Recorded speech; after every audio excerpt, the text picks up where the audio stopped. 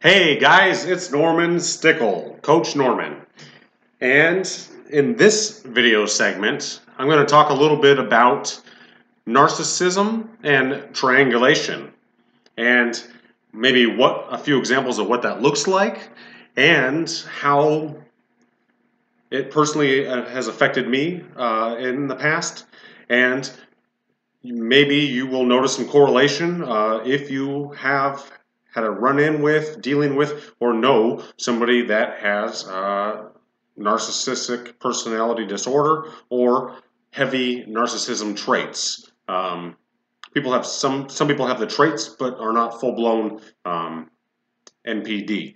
But with that being said, there has been triangulation really comes down to a manipulation tactic that is a way of, just like it sounds since it is explained, triangulation. So the things that you say can and will be used against you, most likely, in a narcissistic relationship. Triangulation is most likely possibly used without you even really being aware of it. It will have forms of gaslighting included, a lot of suave, smooth talking and words, but really when it comes down to it, triangulation is the fact that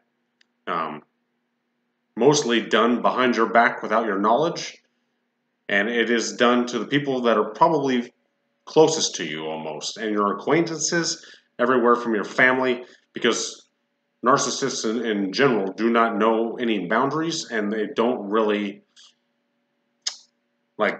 there is no bar or hold on where they will stick their fingers and where they will put everything, their feelers into. Everybody is basically fair game.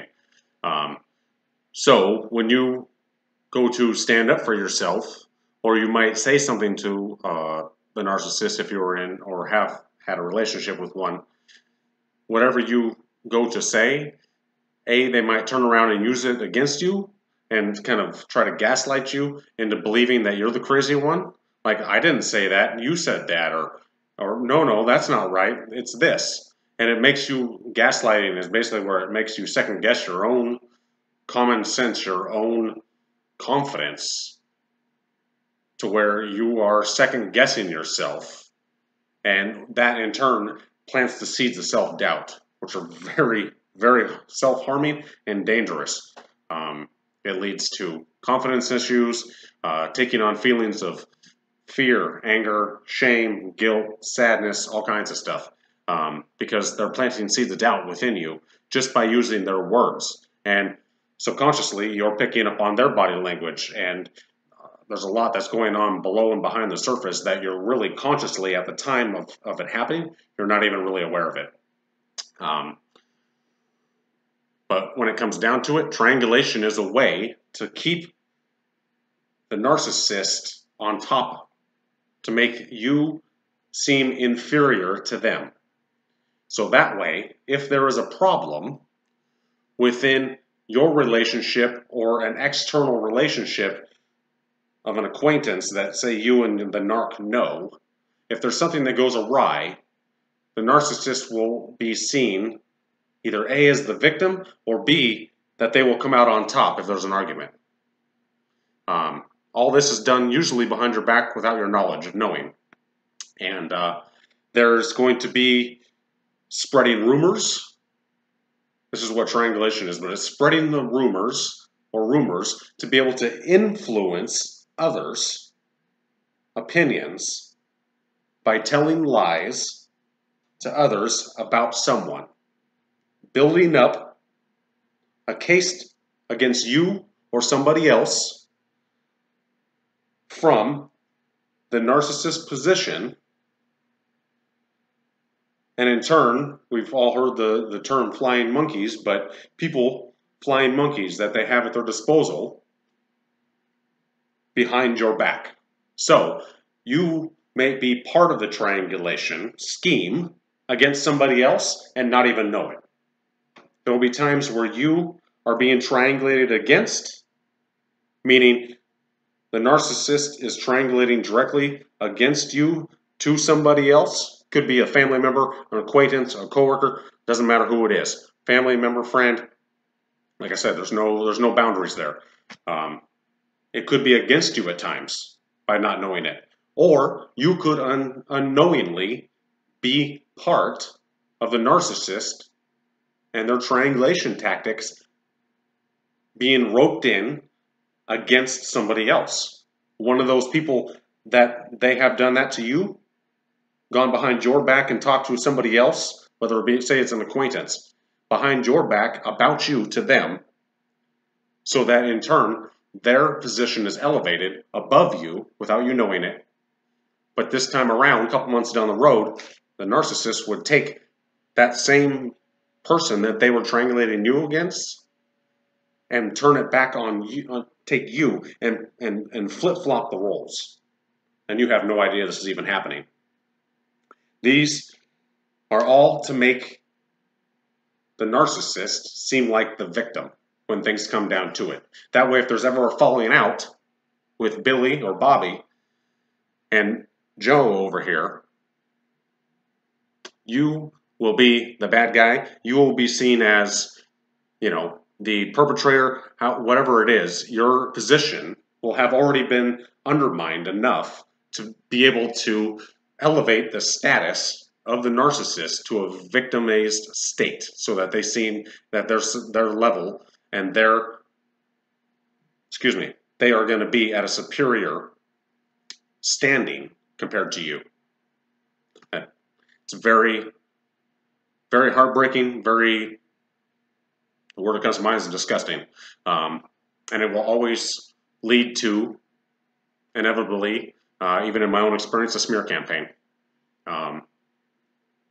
Where a lot of your, I now know, so-called friends aren't really friends, because the whole time they have been flying monkeys, manipulated through triangulation tactics to be able to, exactly what happens when the smear campaign comes down. The narcissist is left at an elevated state and everybody else abandons you. It's very disheartening, but it is not your job, nor would I recommend trying to trace and track those people down to be able to get back your self-worth. Because by far, the damage has already been done extensively and probably has been going on for quite some time. If not the entirety of a relationship, a good portion of it. So, with that being said, the damage is far from irreversible. You will never, most likely never be able to get back what you lost until, and even if, when the person, I would say victim, but the person that has been turned against you has the same thing done to them, and they actually have a chance to see what has happened, their eyes will not be open to it until then. And even then, there's no guarantee that will actually ever take place. So, as bleak as it sounds, you're pretty much going to have to just cut your losses and have it at that, a loss. Because if they were a true friend, they would have not actually just settled for one side of the story or the answer. No matter if they knew them longer or, whatever the circumstances, every circumstance is extremely different. So you can't really, we could go around in circles all day to pinpoint what it may be. But really, if they were truly a friend and would have cared, even with the narcissist or this person coming to them behind your back, they would have come to you and check-fact things to be able to actually put the pieces together if it was really going to make that big of a difference to them. So really chalk it up as a loss, create your own closure, and get ready to move on. That's really what it comes down to. I mentioned that triangulation is used to stay above you. Multiple tactics, multiple people. There is no limit to who or what and where and how long length of time that this has been going on. Most likely longer than you've been aware of it. You may have had some sort of feeling about it, but I almost guarantee you that you would never really get to the bottom of it, because most of the people, if you went to confront them behind the narcissist's back, once everything is said and done, they most likely will not be open to having a conversation with you about it, because at this point they feel loyalty to the narc because their eyes have not opened yet.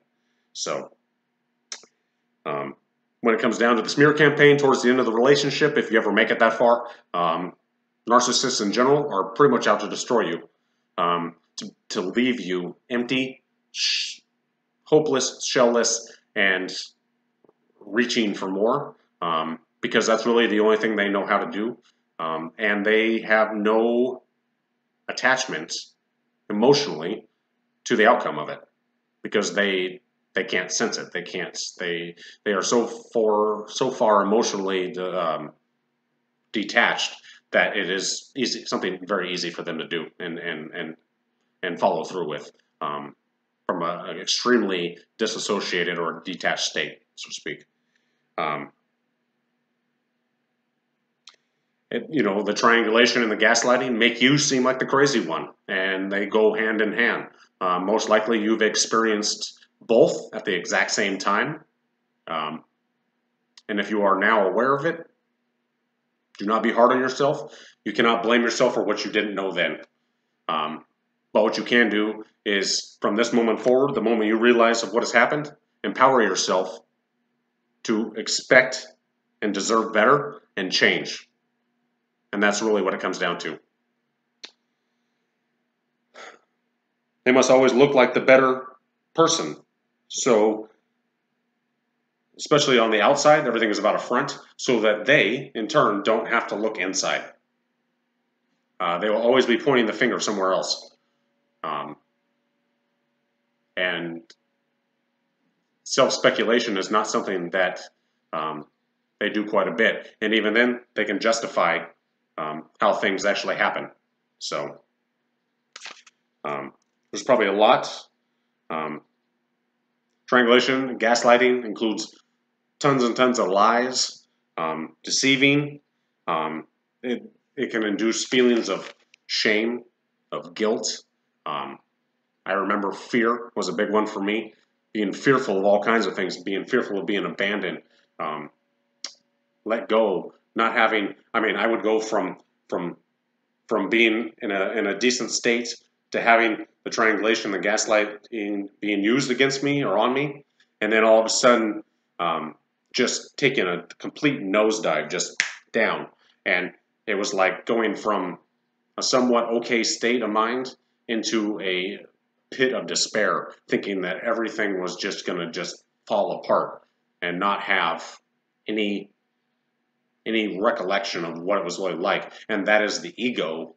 And two, at the time that it's happening, you're most likely picking up subconsciously, without even maybe being aware of it, the feelings and the vibration and the frequency of the person that's perpetrating this on you. That's putting this back on you.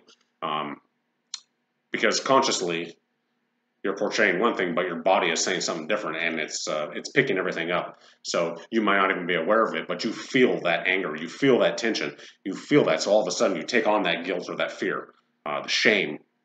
And that is a direct effect of being gaslighted and being triangulation used against you. And that in turn, I mentioned in my last video I just put out, but will in turn cause you to create limiting decisions and beliefs around those feelings. Because all of a sudden you don't like what you're getting yourself into, so you pull yourself back. And that is a dangerous game, because then all of a sudden you're stuck and you're in this circle, this mode of I can't do that. I'm not allowed to do that, or they don't like that. So then in turn you create the space for yourself where you're not going to, and it ties back in codependency and all kinds of stuff. So at any point in time, I would really wish you guys to click the link below, book a free strategy call. I will include in the description. Put a comment, direct message me, like it, and let me know what you think about this. As you can see, it's a very big passion of mine, personal experience, but also the fact is it affects more people than they really lead on, men included, and also women. So there is no bounds, no boundaries as to what or who is affected by this. It reaches all aspects. If there's somebody within your circle, they most likely have been affected by narcissism, gaslighting, or triangulation against you or against them in some form or another.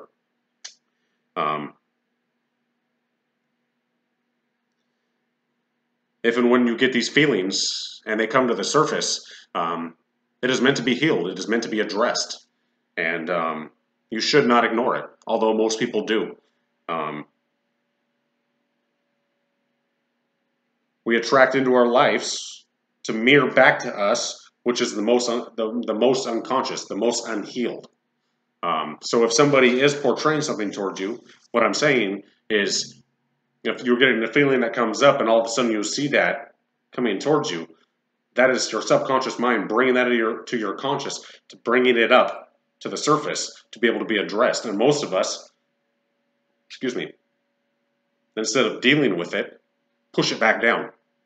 And that's where things like depression, anxiety, PTSD, all these other symptoms that people deal with and go through life come into contact with. And it doesn't do us any good by ignoring it. It is meant and has to be dealt with at some point in time to not stay stagnant. If it wasn't coming up, it wouldn't need to be addressed yet. Plain and simple. Some of these feelings of guilt and shame and whatnot are healthy to experience. Let me say they are healthy. But at the same time, too much is a bad thing. They will keep you stuck if you do not acknowledge them, learn from them, and move on. A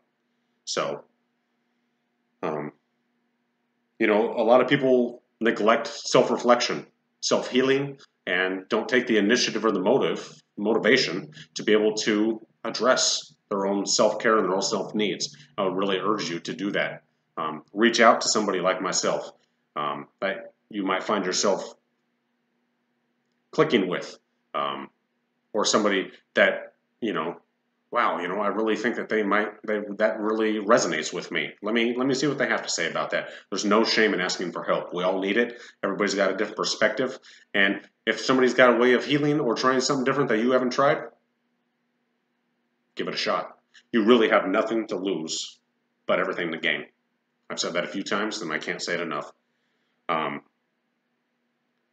Shame, particularly, comes from the outside and is pushed on us. As if we're guilt, we kind of tend to take from the inside. And yeah, it can be a circle, and it can be a rabbit hole that we can go down for a very long time. And it goes very deep, and you could tie in all kinds of different situations and feelings and aspects of relationships into gaslighting, codependency, triangulation, limiting beliefs, and I will try not to overload it more than I already have.